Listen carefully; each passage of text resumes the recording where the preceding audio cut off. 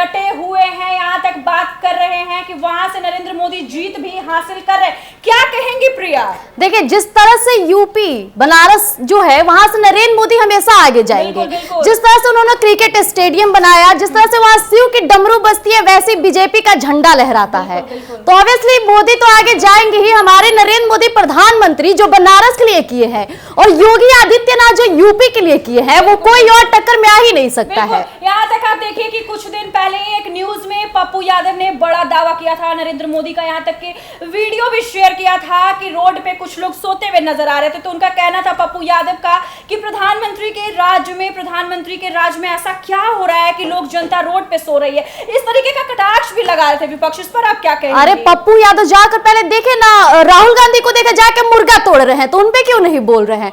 नरेंद्र मोदी जो काम किया भाई वो जनता तो देखता है ना। बनारस जाके देखिए कितना विकास हुआ है, विदेश से लेकर के देश के लोग वहां आ रहे हैं, पहले क्यों नहीं आ गए? और जिस तरीके से हमारे प्रधानमंत्री नरेंद्र मोदी फिर से वापस आ रहे वाराणसी सीट पर, काफी उत्साहित लोग भी दिख रहे हैं। काफी लोग इस चीज का अनुमान काफी दिन से लगाते हुए नजर, लेकिन आज देखिए कि रिजल्ट के बाद लग रहा है वहां से प्रधानमंत्री काफी वोट से जीतते हुए नजर आ रहे हैं। इस पर आपका क्या कहना है? बनारस शिव की नगरी है। जिस तरह से मोदी तपस्या साधना की, उनका फल तो मिलना ही है। और शंकराचार्य ने जो भविष्यवाणी की थी वो भी आपको सही नजर देखते हुए आ रहा है।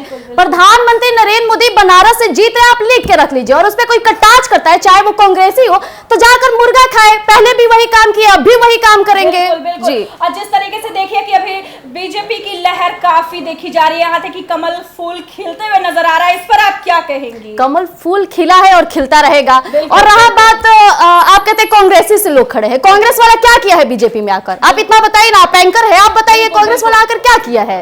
बिल्कुल, कांग्रेस क्या किया है क्या नहीं किया है उसका बातचीत तो बाद में होगी, लेकिन अभी फिलहाल हम लोग वाराणसी सीट का ही जिक्र कर रहे हैं, तो मोदी पे ही जिक्र करेंगे।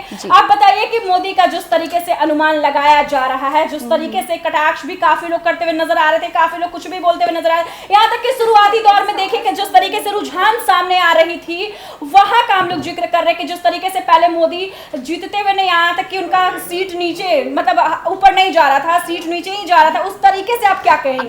कोई नॉर्मल इंसान तो नहीं खड़ा है, देश का प्रधानमंत्री खड़ा है, पूरा देश चलाए है वो। वहां से जीतना तो लाजमी है मोदी का। और रहा बात, अब की सरकार मोदी भी आएगी, हमेशा आती रही है, 400 पार का नारा लगता रह रहा है, और वो भी दिख रहा है आपको सामने से।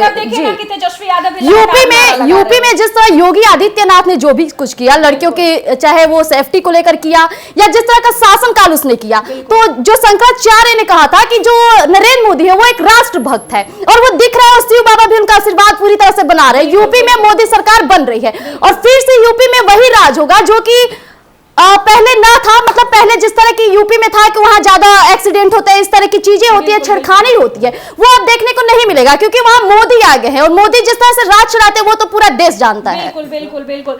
और आपसे ये भी कहेंगे प्रिया कि जिस तरीके से अभी देखिए कि बिहार में भी काफी सीट अभी चर्चा में बनी हुई है, जिस तरीके से मोदी लहर, जिस तरीके से मोदी फैक्टर की बात चल रही थी, उस पर आपका क्या कहना है कि वाकई सच में मोदी फैक्टर काम आई है? जहां आप देखिए कि बिहार में 40 सीट का देखिए, यहाँ तक कि विदेश भी, मतलब आप देख सकते हैं कि जिस तरीके से अनुमान लगाया जा रहा था कि मोदी फैक्टर ही चलेगा, वाकई क्या मोदी फैक्टर वापस आ रहा है? देख लीजिए जिस तरह से चिराग पासवान अभी जीत चुके हैं। चिराग पासवान जिस तरह से जीते, उनपे भी मोदी का हाथ था। कंगना रनौत जी जीत गई, आप क्या कहेंगे? वो उनपे भी तो मोदी का हाथ था। मोदी का जिस पर हाथ था वो तो जीत रहा है। रहा बात काराकाट क्षेत्र की, तो वहां कुछ बातें फंस रही है, वो भी शाम तक क्लियर हो जाएगा। वहां से जो पवन सिंह थे, लोग के अंदर काफी जोश था कि पवन सिंह जीतेंगे, नए चेहरे हैं, पवन सिंह आएंगे, लेकिन पीछे चल रहे हैं। प्रिया का हम लोग बात करेंगे वहां से, अगर काराकाट की अगर आप बात कर रही हैं, बात जिक्र कर दी है, तो वहां से हम लोग बात करेंगे राजा राम सिंह और वहीं उपेंद्र कुशवाहा को लेकर बातचीत करेंगे। राजा राम देखिए कि राजा राम काफी ऊपर अभी जा चुके हैं, काफी उनका देखने को भी मिल रहा है, यहाँ तक कि उपेंद्र कुशवाहा उनसे काफी नीचे है। तो वहां एनडीए का क्यों नहीं मोदी फैक्टर वहां काम किया? देखिए कहते हैं ना, जिस तरह से झगड़ा था पवन सिंह उपेंद्र कुशवाहा के बीच, लेकिन राजा राम भले ही चुपचाप थे, लेकिन सबसे ज्यादा आतंक किसका बचा? राजा राम का बचा। यहाँ पवन सिंह थोड़ा पीछे जा रहे हैं, अब देखते हैं शाम तक तक तो रिजल्ट आपके सामने होगा, लेकिन खैर पवन सिंह जीतते तो एक अच्छा रहता। बिहार में काराकाट क्षेत्र में एक नया चेहरा आता, लोग वहां काफी ज्यादा खुश होते। जो पवन सिंह वचन पत्र जारी किए थे वो काफी अच्छी थी। तो आप देखते हैं कि क्या होता है, शाम तक रिजल्ट आपके सामने होगी। बिल्कुल बिल्कुल, जिस तरीके से हम लोगों ने वाराणसी सीट का जिक्र किया जहां से प्रधानमंत्री नरेंद्र मोदी जीत हासिल करते हुए नजर आ रहे हैं, वही हम लोगों ने काफी सीट का भी जिक्र किया है। ऐसे ही आपको लगातार आपको अपडेट देते रहेंगे। फिलहाल इस वक्त की खबर में इतना ही, और ऐसे ही तमाम खबरों के लिए बने रहिए हमारे साथ। हमारे चैनल को ज्यादा से ज्यादा लाइक कीजिएगा, शेयर कीजिएगा, फॉलो कीजिएगा। धन्यवाद।